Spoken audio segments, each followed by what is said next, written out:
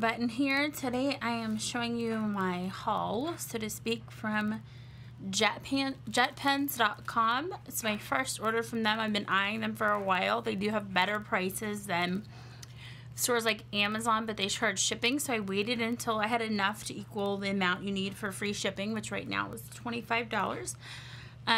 So I'll put links to each of these underneath in the comment section, but I just kind of want to go through. Some of them are boring things like pencil lead and refills, and others I've never used, so I'm just going to scribble on some watercolor paper. First, the refills. I talked about it before. This is my favorite pen in the world. I call it my precious. Platinum carbon pen. Jane Davenport calls it epic pen. But it's really the carbon ink pen from Japan. I didn't get this from JetPens, although they do have it. It's from Amazon, but I did get a refill. It was cheaper than Amazon for the cartridges for it. So it shows you how to put them in. It's super easy. And it's super permanent, not water soluble at all. So, and then I got these refills. The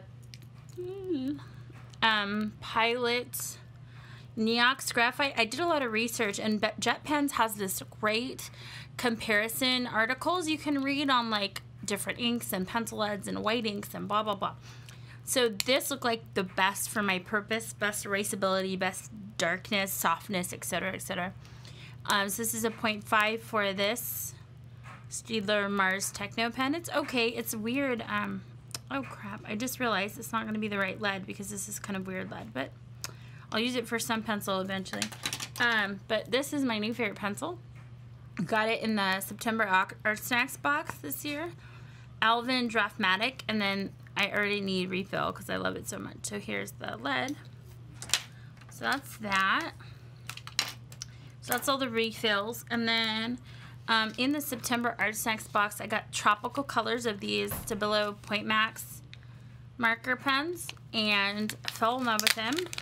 So I had to get more, and these were all the colors I wanted for now. So I got this pack, which is only like $4 or $5, and then this extra one, which is like $1. So cool thing, let's make sure you can see. Cool thing about these pens is two things. Well, one, if you scribble or draw, I'm going to take a water brush like a Sakura. It will bleed, and you can get rid of most of the pen marks if you're very quick. However, what I liked it for was, here's a plastic bag. So you scribble on plastic, even the craft sheet I'm working on will work too, but if you scribble plastic and pick it up with your water brush, it paints on like butter, like watercolor, perfectly. So that's how I use them in this Art Snacks box, and that's like a cute orange there. And they also mix really well. I was able to mix red and blue, pink and blue, and get like this cute purple. I bet if we mix red and green, we'll probably get brown. Yeah, look at that, like a ugly baby poop brown, right, greenish brown. But you get the point. So those I knew how they worked. I used them once before, but they're really neat, like tip here, and then they obviously have a little thingy, clippy thing. And then black I obviously wanted for, you know, outlining stuff, and then activating it. Let me get a gray. So that's that. Still see? Okay. This I had seen James Burke use, and when I went to one of our art meetups in Portland, some of my friends, my friend Leslie had some of these in different colors, and I am a sucker for purple, my favorite color in the world. So it's made by Platinum, so the same people that make this, which I love.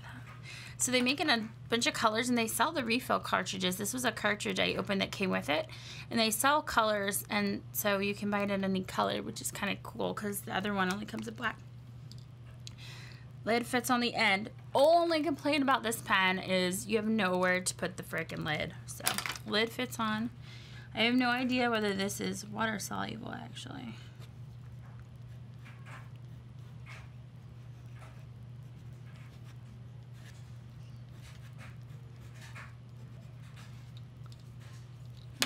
see, shall we? Oh, yep. I don't know if it is once it dries. I'll have to give that a try. So I'll try to get my name to activate in a moment. This little sad face.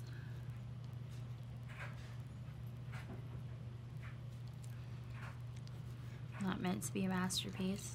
Okay.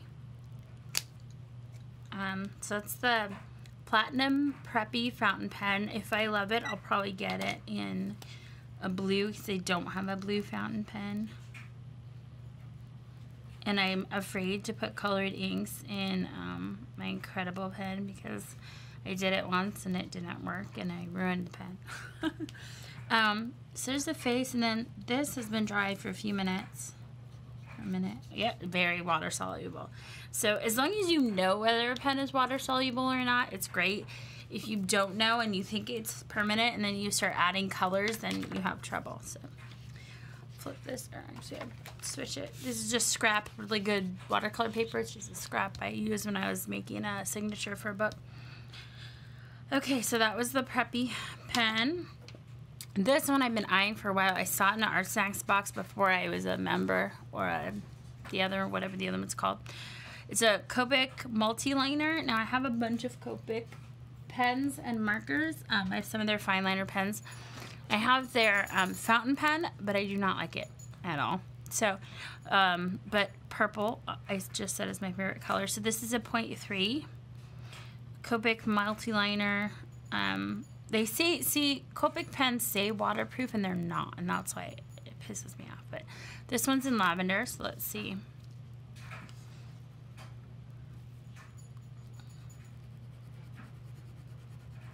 Ooh, it writes really smoothly. Okay, let's see. It moves a little. Actually, it's much better than the other one. Okay, I'm calling this one waterproof. Cute. So what I want to do is I want to draw out characters with it instead of using black all the time, because I think purple will give it kind of a softer look, sweeter look, and also like instant shadowing, which I love using lavender and purple, not just because they're my favorite color, but it also kind of, I think, helps sometimes something look not so hard. Okay, that looks dirty almost. Helps things look a little softer when you use purple. So there's the Copic multi-liner. I like it so far. This one looks fun. I've been seeing this, especially with watercolorists. They'll like do abstract watercolor kind of like this on a background, and then they'll use this for their lettering. And I'm not so great at lettering yet, but I'm getting there. Sakura Pen Touch. It comes in like gold, silver, black, white. This one is in copper because when I looked at people's YouTube videos and pictures, this seemed to be the gold one was so light it was hard to see it, and this one seemed to be more stand out. So I think, shake it. It's probably like smelly one. I don't smell it yet. And I assume you hold it down like paint pens. I think you could see this. Yeah, okay. So I'll do that while. Lid does not fit on the end. That's always important to note. Oh, and on the end, look, it shows you the color. So it's like, I think it's a deeper gold, which it'll show up contrast better where the gold didn't look like it did. So here, you could see. Ooh, the other thing is kind of cool. It's not really that much of a glossy finish. It's kind of a matte finish, which is always what I choose. Okay, so let's see if you could see this. Okay,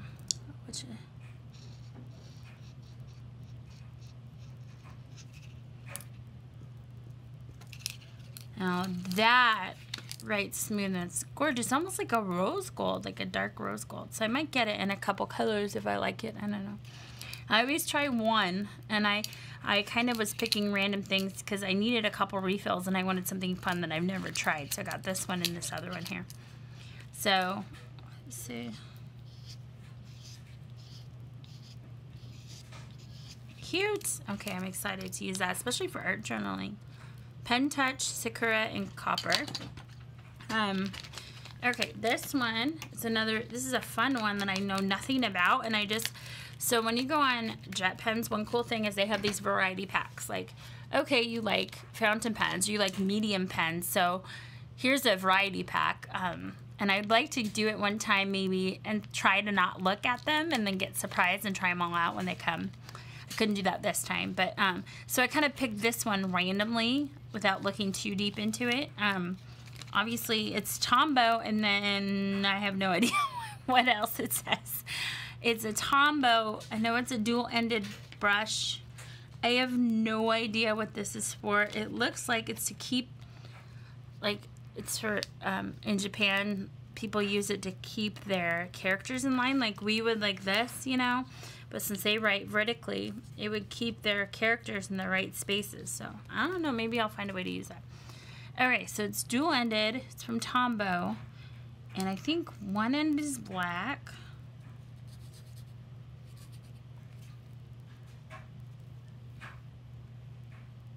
Okay, it does like different widths. That's interesting. And then one side should be gray as far as I remember. Ooh, pretty gray. It's hard to find a gray pen or marker. I know black can be turned into gray, but I like that idea. Let's see. I have no idea. I didn't check water solubility or anything. I wanted to play with it and be surprised. No, it's permanent. Oh wait, the gray kind of... maybe because the gray is fresher. Let's try that again. Go quickly. Oh, yeah, you have to go really quick. So one tip, if you have a permanent pen like this, where if you dry it, it's permanent.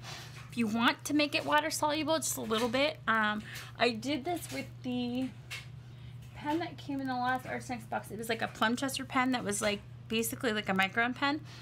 I got it to be water soluble, even though it's permanent, by taking a plastic bag, scribbling on there so the ink is kind of loose, and then very quickly grabbing the water brush and grabbing it.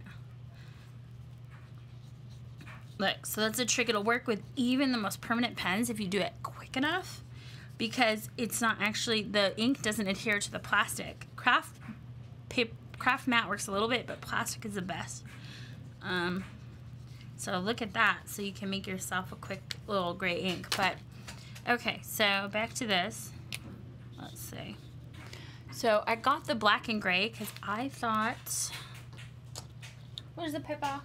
Okay, I thought what could be interesting is this. So I wanted to draw. I mostly draw faces, but I wanted to draw a face. Okay. I definitely am digging the line width differences. I just read the line, or watched the line weight video by James Burke, and I've always adhered to that too. Changing the line weight's really interesting. Okay, so if we just quickly, I'm not a degas or anything. If we quickly draw in a couple of things, then the idea is to take this gray one. Oh, look at the lids. I always notice this. Yay. Okay, take the gray and kind of add in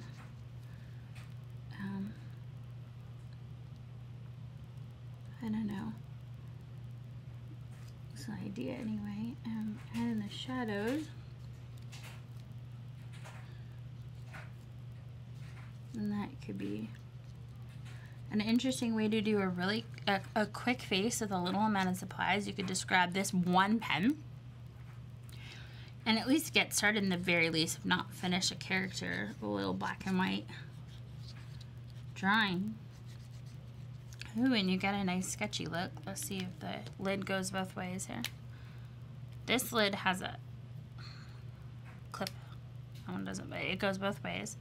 I have no idea what it says you can do with it. It looks like it's specifically for drawing Japanese characters. So let's see. I know nothing about Japanese characters. I've never tried to draw them in my entire life. But I'm just going to copy and the ones here. So I'm really sorry if I'm offending you, if I'm doing this totally wrong. I've never done it in my life. But I just think this is what, and who knows what I'm saying. They could have curse words here for all I know. Make for an interesting video, huh?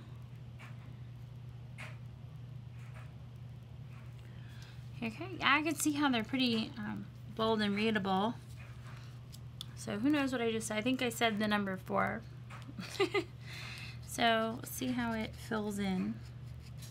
Sometimes when you fill in like this, you get the streaky lines. Sometimes they dry away. We'll see.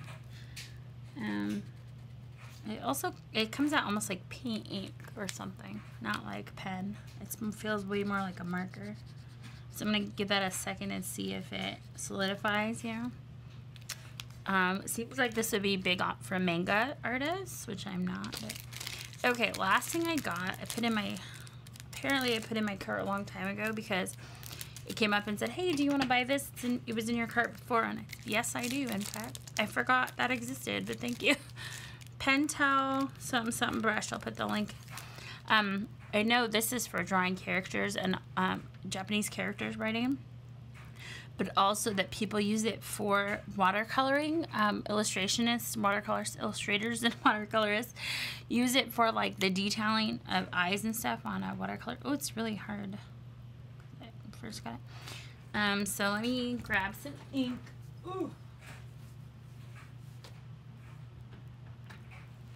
I got some Dr. P.H. Martin's Black Star Matte Ink. We're almost done, don't worry. I'm not going to take up your whole day.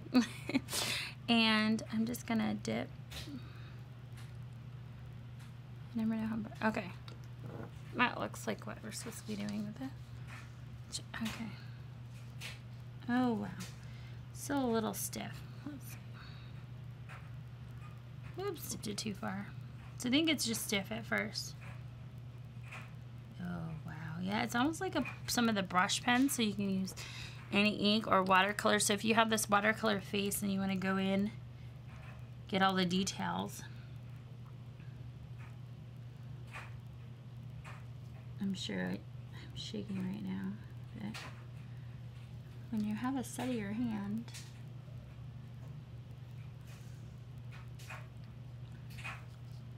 well, that's awful, but you know, you get the idea. You could get really fine lines. This is the small, and it came in small, medium, and large. So that's a really interesting brush there. This is just the ink I used, this matte ink. So anyway, that was my JetPens haul. I'm sure you'll see some of these products in further videos, but again, the Pentel brush, the Copic multi-liner in lavender, Sakura pen touch in copper, the Preppy calligraphy pen from platinum and purple, the Tombow gray and black pen, and then these pens, and then just the refills. So that's it for today. I just wanted to really quickly go through my JetPens haul. Once again, the links are in the comment section, and you can always subscribe for more product reviews. I do original flip-throughs and technique videos. So have a great day.